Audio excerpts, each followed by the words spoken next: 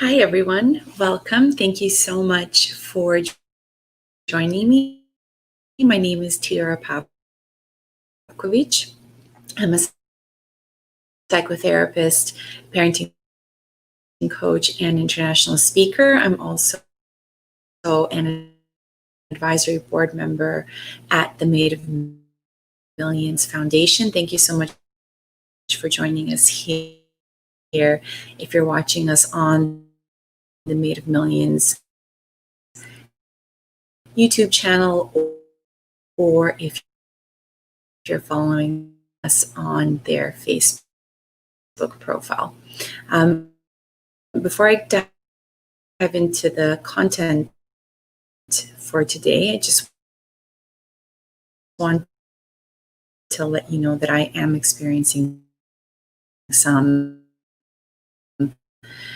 technical delays, a little bit of a technical glitch here on my end. So to begin with, I want to apologize in case the quality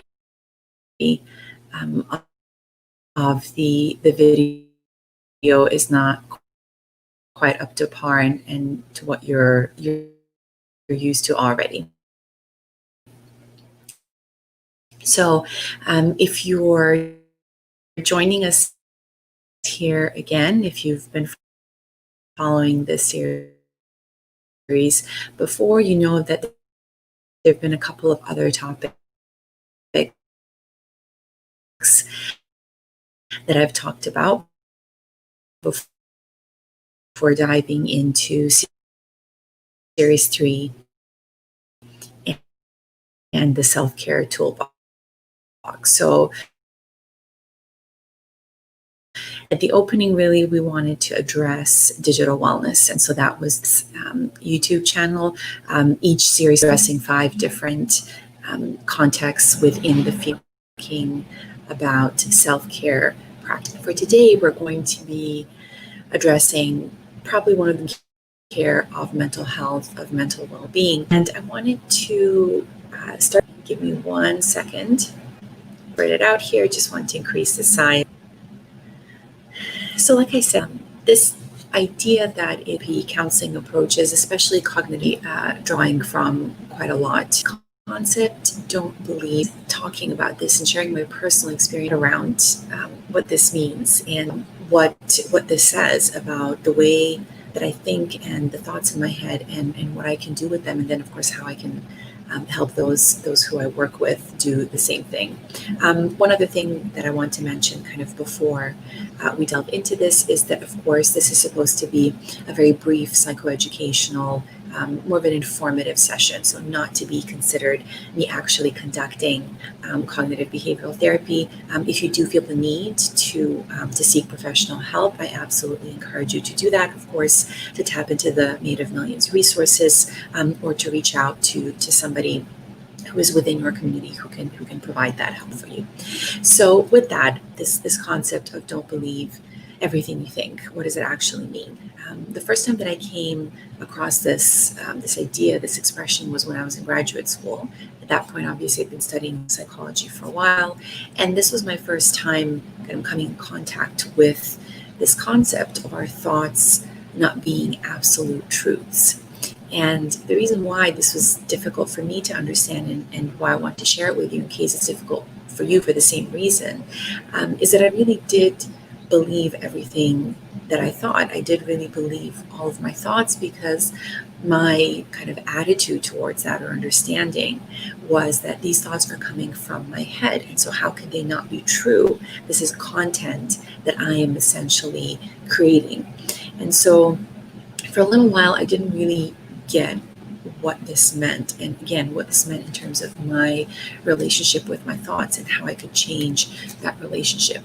But spending a lot of time thinking about this expression and thinking about what it actually means really helped me a lot, both in my personal and my professional life, to really get around this concept of the kind of fleeting nature of our thoughts.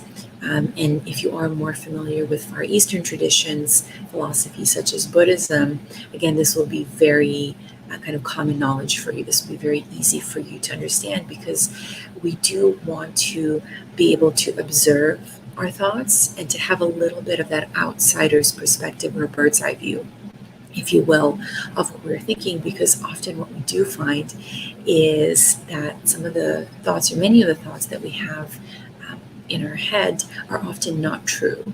Oftentimes they're not particularly important, they're not very accurate. Oftentimes they come from other people and their thoughts that we have kind of internalized and absorbed as well. And I'm going to go into a little bit more detail about that in just a couple of slides. But it's very important to keep this in mind because our mind really is full of all sorts of things. And you can see a really wonderful illustration of that here. You know, if you've been following me for a while, that I like to use pictures to elicit thoughts and to elicit ideas. And I think this one does a really great job of kind of showing us just how full our mind is of all sorts of different thoughts, different concerns, different worries. Our attention and our focus is kind of splintered in a lot of different directions. And this is something I talked about during the first series on digital wellness. But as compared to pretty much all other, not just mammals, but animals on this planet, we do have this singular ability to be, at least mentally, or at least, in our thoughts and our imagination, in a lot of different places at the same time. And so this is, I feel, an important kind of concept or perspective shift to think about as we think about how to change our relationship with our thinking, to try and be a lot more present and try to really be here and try to really show up, which has been quite a kind of popular term or a popular way of thinking about this, which does take some effort and it does take a little bit of skill. And so I want to share with you a few of the different kind of approaches that you can take to doing that. But our mind is a wanderer, which is why this does require some effort and some level of skill building.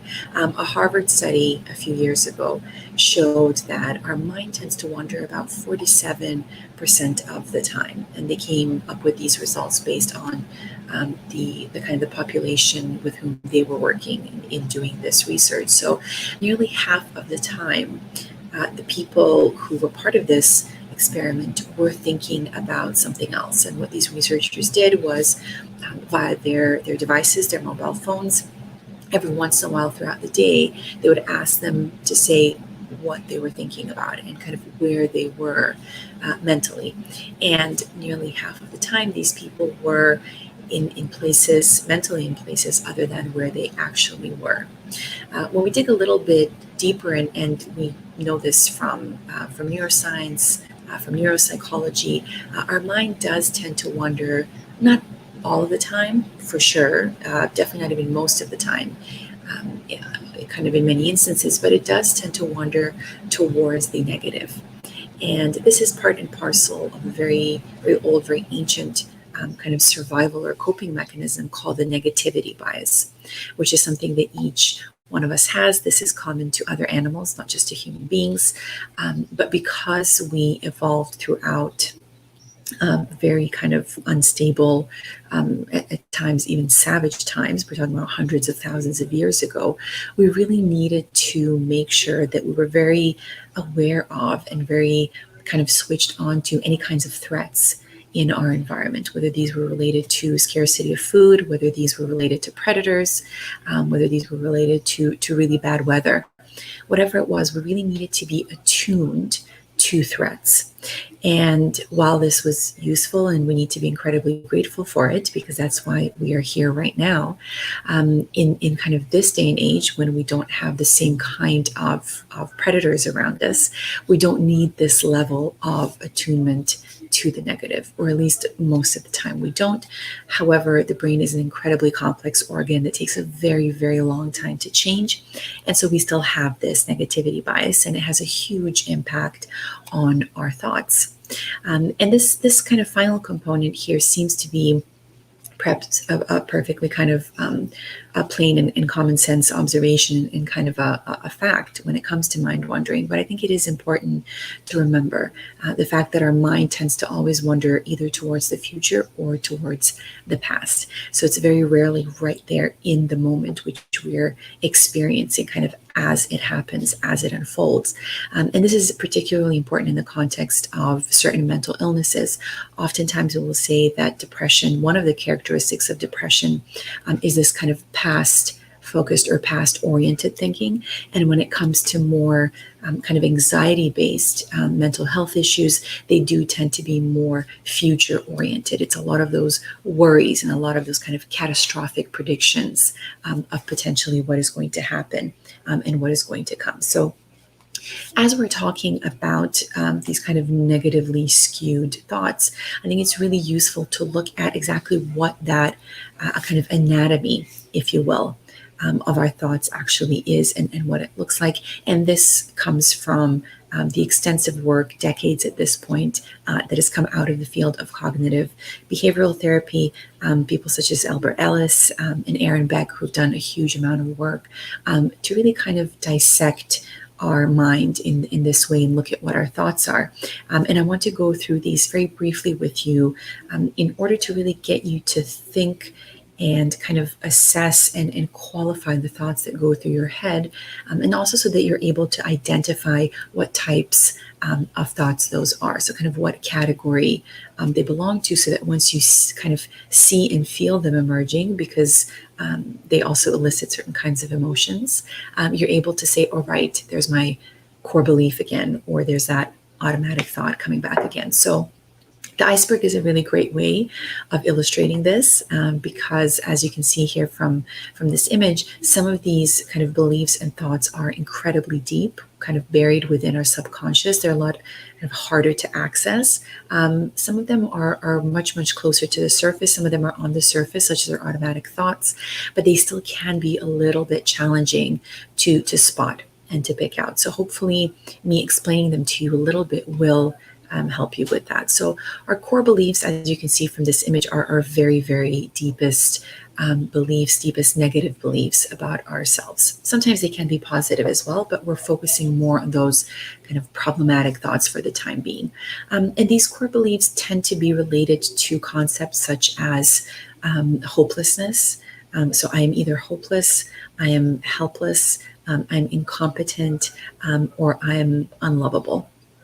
In the extensive research within cognitive behavioral therapy, these are kind of the most common core beliefs that researchers and practitioners have found with both with their clients and within the research setting as well, in the many experiments that have been done on this. So these are thoughts around being without any hope, that nothing is ever going to get better, thoughts around nobody loves me, there's something kind of inherently wrong with me that makes it difficult or impossible for me to be loved by other people.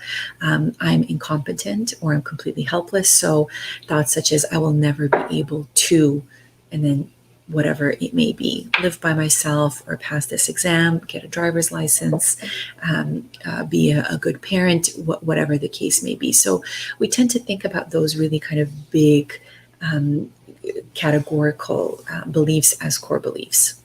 As we get a little bit closer to the surface, a little bit kind of closer to our awareness, to our consciousness, we get into this category of different kind of attitudes, rules, and assumptions that we have. So attitudes, rules, and assumptions.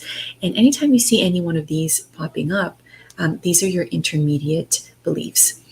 These also are one of the easiest ways of kind of detecting them and recognizing them, is these are a lot of the shoulds or should nots that we tend to, that we've internalized and that we tend to kind of place on ourselves. So I should be able to do this, or I should know how to do this, or I should not speak out of turn, or right. So these are all the different kind of rules around our behavior that we have developed over the years.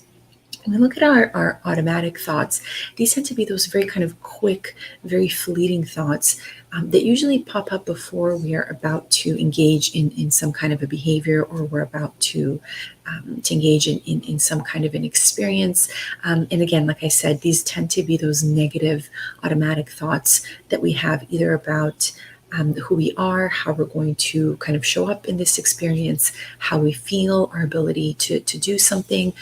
So there are those very, very quick thoughts that will pop up in your head that you're often not really even aware of. But understanding the structure and the anatomy of your thoughts in this way can make it a lot easier to detect these. And the way these come about, it's a little bit of a stereotype given that I am a psychologist and a psychotherapist, but it does tend to go back to our childhood. And this is where kind of the origin of these negative thoughts tends to emerge. As we kind of go through life as children, we tend to absorb whatever is in our environment. We tend to take on the messages that we see around us that are given to us by our parents, our caregivers, other members of the family, the immediate communities within which we kind of move around, whether it's a place of worship or our school, whatever those communities are. They send us messages about what is appropriate or inappropriate, what the rules and attitudes are that they believe in and that they feel that we should believe in as well. And based on how these adults and eventually other children kind of behave in relation to us, this is how we develop this whole kind of arsenal of thoughts, those core beliefs, the very kind of foundational beliefs that we have about our whole selves, some of those immediate beliefs in terms of what are the kinds of rules that govern our behavior. What are some of the things that we feel we should be able to do? So you may perhaps feel that you should be able to be a fantastic multitasker, or you believe that you should or even have to get all A's in school. So it can be a lot of different things, or you believe that you should not fail, or that you should never fail. And that feeds into the growth versus fixed mindset, which is something that I talked about during series 2 on positive psychology. So you can go back and watch that if you're interested in that. And then you have those automatic thoughts, of which we have hundreds, perhaps even thousands during the day. Not all of them are negative, as I said, but it's the negative ones that we really want to kind of really bring up to that surface and really be aware of, because oftentimes we believe them and they're not always true. We don't always want to do that, and they can impact us in all sorts of different ways, and they can impact how we feel. And so I can again give you one a kind of personal example of an automatic thought, which I experienced back in high school. One of the subjects that I was studying, I was in the British system, so we have much fewer subjects than in the American high school system, but one of my subjects was biology. And the day that we received our textbook, which was an incredibly thick book, my automatic thought was, I won't be able to learn this. And so that, unfortunately, at that point, of course, I wasn't aware of all this information that I'm sharing with you now. And so it did have a very strong impact on just how I related to that subject, how I related to my ability to learn in that subject, and of course the outcome that came afterwards. But I've made up for it since, so it's all right. But this is the image that I would like you, or one of the images that I would like you to walk away from today in order to help you understand your thoughts a little bit better. Once we go in a little bit deeper into kind of the categories of thoughts that we have, I wanted to also provide you this table of 10 cognitive distortions in particular that can really kind of throw us off track, and on a daily basis, and sometimes even multiple times during the day. These are very common to any kind of cognitive behavioral practice. These ones come particularly from the book called Feeling Good, which is one of the most popular books within this field. It was written by Dr. David D. Burns, who both practices and teaches at Harvard University, one of the kind of best-known cognitive behavioral therapists and researchers of all time, probably. But this was a table that I wanted to share with you, and that I encourage you to keep with you. You can either take a screenshot of it, take a photo of it if you have your phone on you, whatever the case may be, and recommend the same thing that Dr. Burns recommends in his book, and that a lot of other therapists will recommend as well, which is really to keep this in mind, or keep this list with you, so that as you go throughout your day, as you pick up on some of these negative automatic thoughts, you can go, all right, this is the shoulding. I'm doing the shoulding again. Or I'm doing that personalization where I'm blaming myself for every single thing that happens, or whatever the case might be. And so I'll tell you just a little bit about what each one of these cognitive distortions is. I think a lot of the names are pretty self-evident, so they should be kind of very easy for you to pick up on them very quickly, and to understand what type of automatic thought you're having. Of course, the all or nothing thinking is that kind of black and white thinking, which is very kind of exclusive in certain ways. Things are either all good or all bad. Overgeneralizations are similar. I talked about these a little bit again in my previous series on positive psychology. It's this belief that we have that when something negative happens, it will always be negative, and everything will always be negative, and it will never ever change. So it's this huge overgeneralization. Mental filters tend to be these thoughts that we engage in when we only pick out one particular negative aspect, or a negative detail that we really dwell on for a very long time, and then everything else kind of takes on that same negative shade. Disqualifying the positive is a pretty self-evident one. So it's situations like, say, if you're accepted into a particular university, because you've done good and you worked hard, you say, well, they were probably accepting more people than usual this year, and so that's probably why I got in. Right? Disqualifying all of the positivity around the hard work that you've put in, your studying, whatever extracurriculars you may have engaged in, and so on. So that's disqualifying the positive. Jumping to conclusions is another, I think, pretty straightforward one. One more kind of specific example within that is mind reading, something that we tend to engage in a long time, kind of making these assumptions about what somebody else either thinks or feels about us in a particular situation. Catastrophizing or minimizing is something that I mentioned a little bit earlier. I mentioned it in my previous series as well, either kind of minimizing something that is very positive, or kind of catastrophizing, and again, overgeneralizing something that is very negative. So kind of exaggerating the importance of a negative piece of information, but a piece of information that really isn't quite as catastrophic as we make it out to be.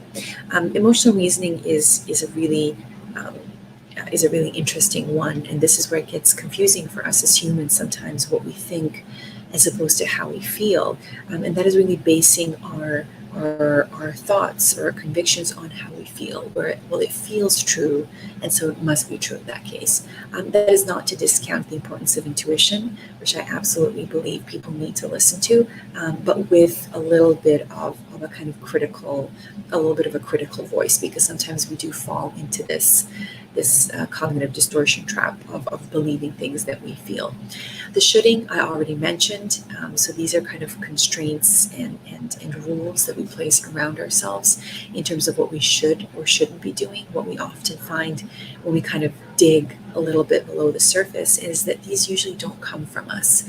Again, these were imposed on us by our caretakers and other people in our community when we were very young. Oftentimes it is our parents, and so we continue living by these rules and these assumptions, whereas they're not really true to us. They don't feel authentic to who we are as people. Labeling and mislabeling is kind of a pretty extreme form of an overgeneralization, and attaching these negative labels to ourselves, kind of qualifying ourselves as, say, I'm a loser, or I am no good, or I am a victim, whatever the case may be, right? But it's placing those very general labels on yourself so that you qualify yourself as that person.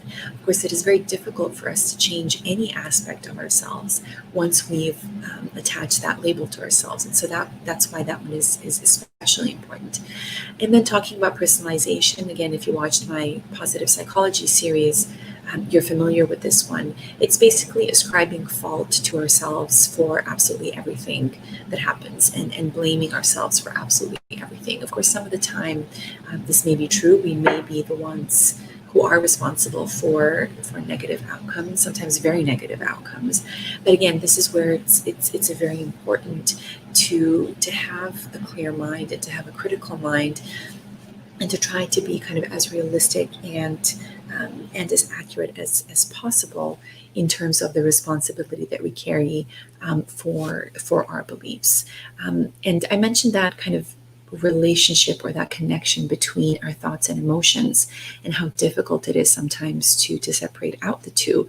In his book, Dr. Burns makes a statement that may seem quite controversial to you. It definitely is controversial to even certain people within our profession of psychology and psychotherapy. But what Dr. Burns says is that you feel the way you think, and that every bad feeling that you have is the result of your distorted negative thinking. And like I said, this is quite controversial. We could have a debate about the extent to which this is true or may not be true. For the time being, I just encourage you to consider this as a possibility. Just to consider that this may, at least to a certain extent, be true.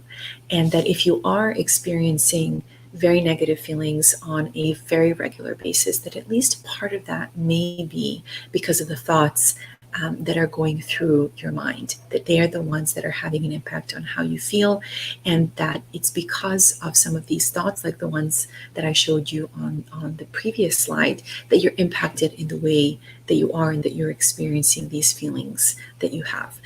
So again, I'm not asking you necessarily to believe or disbelieve in this statement, because it is a little bit extreme, some may think, but just to consider that this may be true.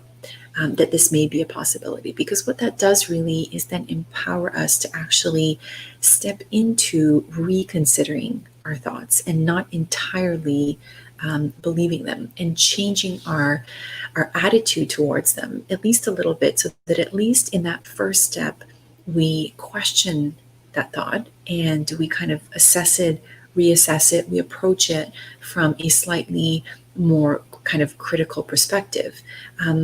In the next step then is to really rewrite that narrative, to rewrite what is going on inside of our minds, and what that actually means, right? Because the meaning of our thoughts as it pertains to who we are, what our identity is, what we're like in relationships, our self-esteem, our kind of self-value, that narrative that we tell ourselves has a huge impact on that. The narrative creates that.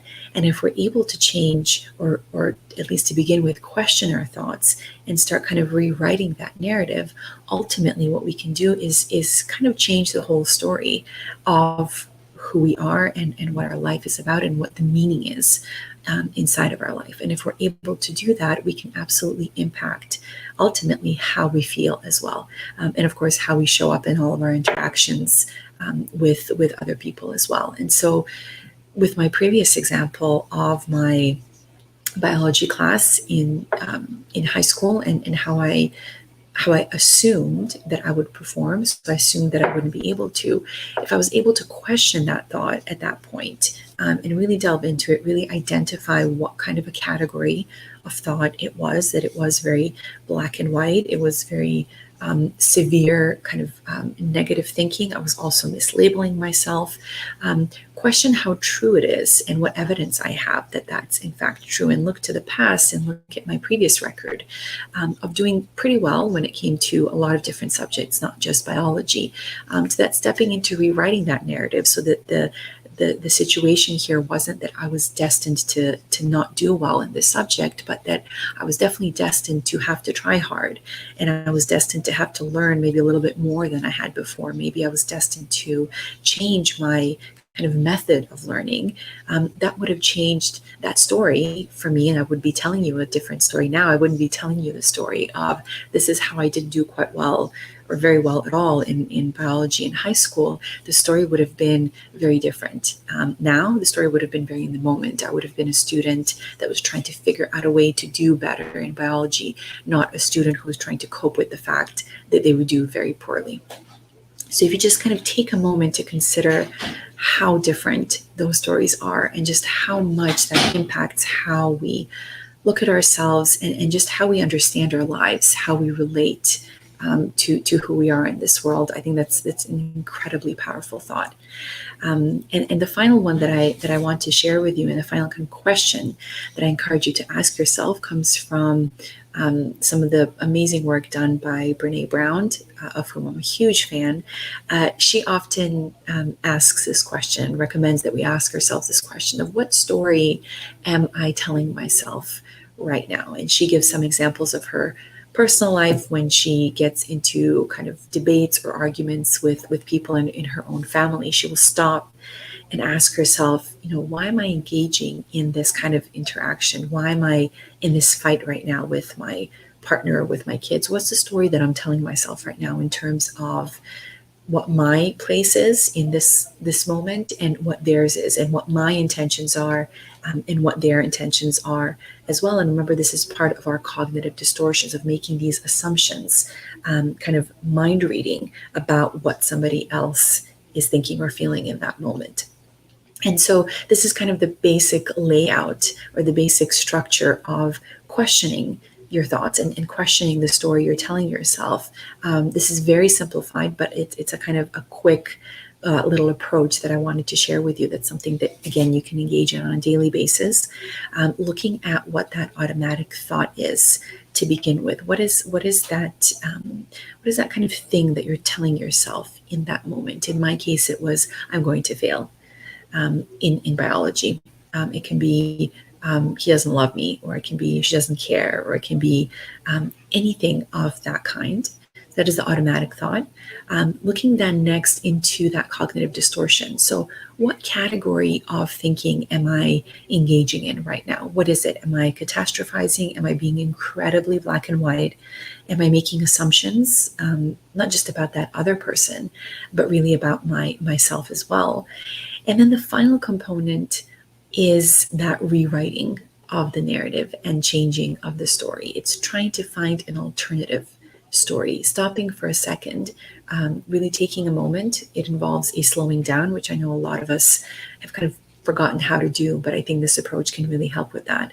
And asking questions about, is this true? Is this an accurate thought? So kind of like what I shared with you before in terms of if I had changed my story around my biology class in high school, how rational is this? How much proof do I actually have that this is true? And okay, let's say it's true, but let's just put that to the side for a second. If it weren't true, what would be some of the alternatives? What would be some of the other options? What are some of the more first of all, realistic ways of looking at this? But if I were to look at this from a more positive or a more kind or a more compassionate or a more understanding perspective, what would that be? And so this final component of the kind of alternative story also brings in some of those aspects of positive psychology that I shared with you during the second series. So again, I would encourage you to go back and watch that, because it can play a really huge role in this kind of rewriting of the story component. Because if we can tap into some of those more positive emotional states, but kind of cognitive ones as well, where we can think more from a perspective of kindness or gratitude or compassion, we can really change that story in very, very serious ways. And then ultimately, we can also change how we feel as well, which is, of course, the point in all of this. And so with that, I'm slowly going to wrap up. Hopefully hopefully the tech issues um,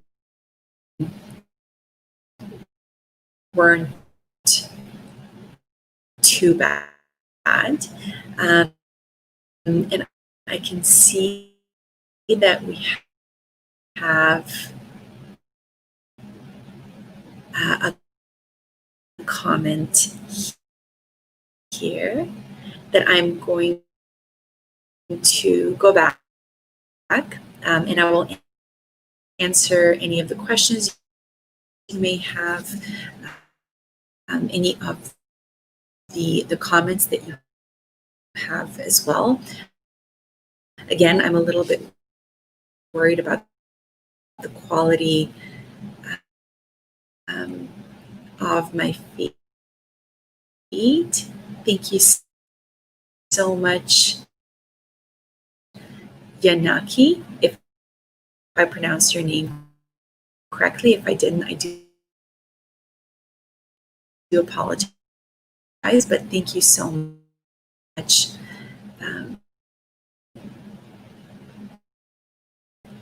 Thank you so much for coming up. Anila, yeah, it's breaking up. I'll have to look into these technical glitches. This is a lot of really important information that I want to make sure that you all have. So what we might do is perhaps do a repeat of this particular session. Because I do want to make sure that you have all of this information and that this is a video that you can look back